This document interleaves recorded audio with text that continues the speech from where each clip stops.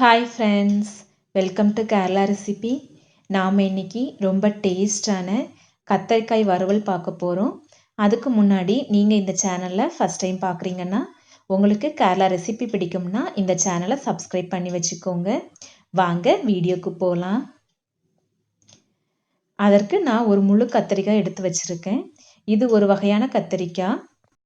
உங்ககிட்ட எந்த கத்தரிக்காய் இருக்கோ அந்த கத்தரிக்காவை நீங்கள் எடுத்துக்கோங்க. எல்லா கத்தரிக்காயும் ஒரே சேம் ரெசிபி தான் வரும். ஃபர்ஸ்ட்டு நம்ம மசாலா ரெடி பண்ணிடலாம்.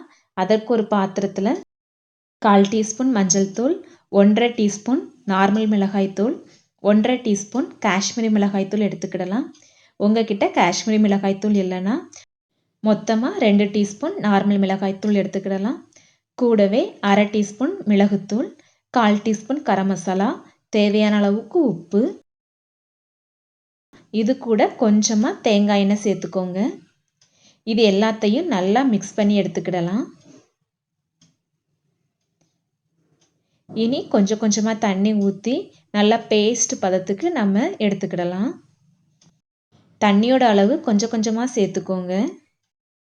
இந்த ரெசிபி பிடிச்சிருந்துச்சுன்னா உங்கள் ஃப்ரெண்ட்ஸ் அண்ட் ஃபேமிலி மெம்பர்ஸ்க்கும் ஷேர் பண்ணுங்கள். மசாலா நல்லா ரெடி ஆயிடுச்சு. நல்லா பேஸ்ட் பதத்துக்கு வந்துட்டு இனி நாம் வெட்டி வச்சிருக்கிற கத்தரிக்காயில் இதை போட்டு மிக்ஸ் பண்ணிக்கிடலாம்.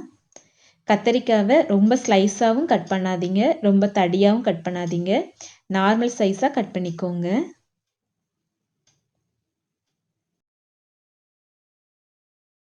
நான் இந்த சேனலில் மீன் பொரிச்சது ஏற்கனவே போட்டிருக்கேன். லிங்க் டிஸ்கிரிப்ஷனில் கொடுக்குறேன், விருப்பம்னா பாருங்கள். இதை ஒரு 20 நிமிஷத்துலேருந்து 1 மணி நேரம் வரைக்கும் அப்படியே விட்டுடலாம். அதுக்கப்புறம் பொரிச்சிடலாம். 1 மணி நேரம் ஆயிடுச்சு. இனி இதை பொரிக்கிறதுக்கு ஒரு தோசைக்கல்லை நான் எடுத்துக்கிடுறேன். அதில் கொஞ்சமாக தேங்காய் எண்ணெய் சேர்த்துக்கிடலாம். எண்ணெய் நல்லா சூடாகட்டும். எண்ணெய் சூடானதும் ஒரு கொத்து கருவேப்பிலை சேர்த்துக்கிடலாம். இனி நாம் ஊற வச்சிருக்கிற கத்தரிக்காவை இதில் போட்டு பொரிச்சு எடுத்துடலாம்.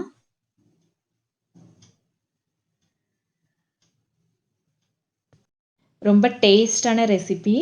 இதை உங்கள் வீட்டில் கண்டிப்பாக செஞ்சு பாருங்கள். ஒரு பக்கம் வெந்ததும் இன்னொரு பக்கம் மாற்றி போட்டுக்கிடலாம். உங்களுக்கு கொஞ்சம் மொறுமொறுன்னு வேணும்னா கொஞ்சமாக கார்ன்ஃப்ளவர் மாவு இல்லைனா அரிசி மாவு இதில் சேர்த்துக்கோங்க. மசாலா ரெடி பண்ணும்போதே சேர்த்துக்கோங்க. இனி 2 பக்கம் வெந்ததும் ஒரு பாத்திரத்தில் மாற்றிக்கிடலாம். அவ்வளோதான், சுவையான கேரளா ஸ்டைல் கத்தரிக்காய் ஃப்ரை சூப்பராக ரெடி ஆயிடுச்சு. இந்த ரெசிப்பியை கண்டிப்பாக உங்கள் வீட்டில் செஞ்சு பாருங்கள். எப்படி வந்துச்சுன்னு கமெண்ட் பண்ணுங்கள். வீடியோ பிடிச்சிருந்தா லைக் பண்ணுங்கள்.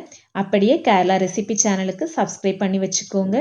கூடவே பெல் பட்டனை கிளிக் பண்ணி ஆல் ஆப்ஷனை கிளிக் பண்ணி வச்சுக்கோங்க. தேங்க்யூ.